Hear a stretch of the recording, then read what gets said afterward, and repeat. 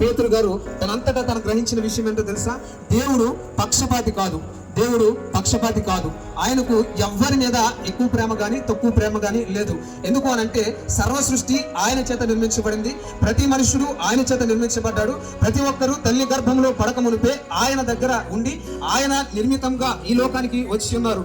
అందరూ కూడా ఆయన సృష్టముగానే ఈ లోకంలో బ్రతుకుతూ ఉన్నాం. కనుక యేసు క్రీస్తు ప్రభు వారికి లెక్కలేనటువంటి వారు ఈ లోకంలో ఎవరు లేరు. ఆయనకు మరుగు చేయబడినటువంటి జనము ఈ లోకంలో లేదు. ప్రతి ఒక్కరు కూడా యేసు క్రీస్తు ప్రభు వారికి కావాలి. ప్రతి ఒక్కరు కూడా యేసు క్రీస్తునందు అభివృద్ధి చెందాలి. ప్రతి ఒక్కరు కూడా రక్షణ పొంది ఆయనతో పాటు మరలా పరలోకంలో ఉండాలి అని ఆయన ఆశపడుతూ ఉన్నాడు. అందుకే ఆయన సువార్తమానాన్ని ఆయన తను వెళ్ళిపోతూ పరలోకానికి తిరిగి వెళ్ళిపోతూ అని చెప్తూ ఉన్నాడు. సర్వలోకానికి వెళ్ళి సర్వ సృష్టికి ఈ యొక్క సువార్తమానాన్ని మీరు అందించండి అని చెప్తూ ఉన్నాడు. ఈ యొక్క సువార్తమానము అనేటువంటిది ప్రతి జాతిలోను, ప్రతి ప్రజలోను, ప్రతి ఒక్క కమ్యూనిటీలోను, స్త్రీ పురుషుల్లోను, పెద్దవారు చిన్నవారిలోను, ప్రతి ఒక్క దేశంలో కూడా ఈ సువార్తమానము ఎందుకు ప్రకటించబడుతూ ఉంది అని అంటే యేసు క్రీస్తు ప్రభు వారు ఆయన కావాలి అని అనుకున్నాడు కనుక. దేవునికి స్తోత్రం కలుగును గాక. నా మాట మీకు అర్థమైతే యేసు క్రీస్తు ప్రభు వారికి అందరూ కావాలి అని అంటే యేసు క్రీస్తు ప్రభు వారికి మన ఇంట్లో ఉన్న అందరూ కావాలి. యేసుక్రీస్తు ప్రభు వారికి అందరూ కావాలి అని అంటే మన చుట్టుపక్కల ఉన్న వారందరూ కూడా యేసుక్రీస్తు ప్రభు వారికి కావాలి. యేసుక్రీస్తు ప్రభు వారికి అందరూ కావాలి అని అంటే మన బంధువులు కూడా యేసుక్రీస్తు ప్రభు వారికి కావాలి.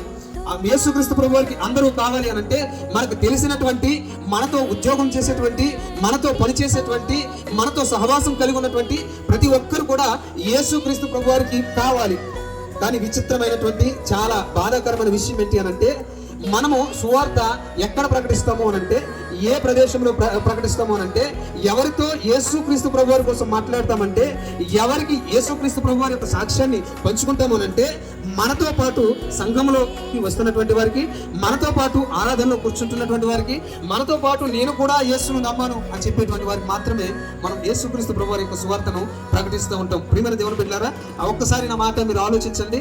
ఎవరు నన్ను తప్పుగా అనుకోవద్దు, కానీ నిజంగా మన హృదయాల మీద మనం చేసుకుని మనం మాట్లాడుకుంటే మన గృహాల్లో, మన ఇంటిలో, మనతో పాటు ఉన్నటువంటి మన కుటుంబీకుల్లో ఎంతమందిని యేసును, దేవుని సన్నిధిని, దేవుని రక్షణను విడిచిపెట్టి బయట తిరుగుతూ ఉంటే వాళ్ళకి చెప్పలేనటువంటి పరిస్థితిలో మనం ఉన్నామో ఆలోచన చేయాలి. మనం చాలా భక్తి కలిగినటువంటి వారం, మనం చాలా ఉన్నతమైన భక్తి చేస్తున్నటువంటి వారం, మనం చాలా చక్కగా యేసుక్రీస్తు ప్రభువారిని ఆరాధిస్తున్నటువంటి వారం. అయితే మన సువార్తమానముల గురించి మనం ఆలోచన చేయాలి. నేను మరలా చెప్తా ఉన్నాను, యేసుకు అందరూ కావాలి అని అంటే యేసుకు మన కుటుంబం అంతా కావాలి. యేసుకు అందరూ కావాలి అని అంటే మన బిడ్డలు యేసుకు కావాలి.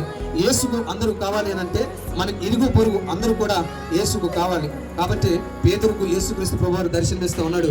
పేతురు, నీకు పరిమితం చేసుకోకు, నీవు నీ ప్రజలకు పరిమితం చేసుకోకు, నీవు ఉన్న ప్రదేశానికి పరిమితం చేసుకోకు. నువ్వు వెళ్ళి అన్యులు ఎవరైతే నిషేధించబడ్డారని నువ్వు అంటున్నావో, ఎవరైతే యోగ్యులు కాదు అని నువ్వు అంటున్నావో, ఎవరైతే మా సువార్త వారికి కాదు అని నువ్వు అంటున్నావో వారి దగ్గరికి వెళ్ళి సువార్తమానాన్ని ప్రకటించు అని పేతురుకు యేసుక్రీస్తు ప్రభువారు చెప్తున్నారు. ప్రేమన దేవుని బిడ్డలారా, ఈ రాత్రికాల సమయంలో ఇదే మాట పరిశుద్ధాత్మ దేవుని ప్రేరణతో మీతో చెప్తూ ఉన్నాను.